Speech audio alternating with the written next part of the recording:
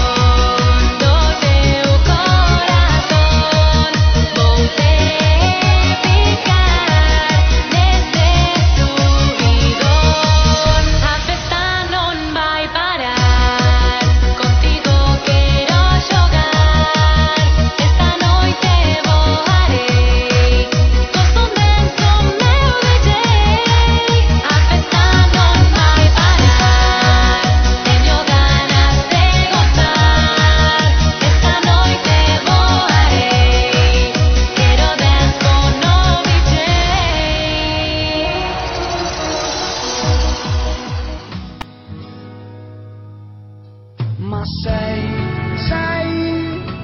come la neve, sei che tocchi e sciolta già e non sai più com'è, solo un'immagine che va e sei nella mia mente, sì, solo nella mia mente, sì, solo nella mia mente.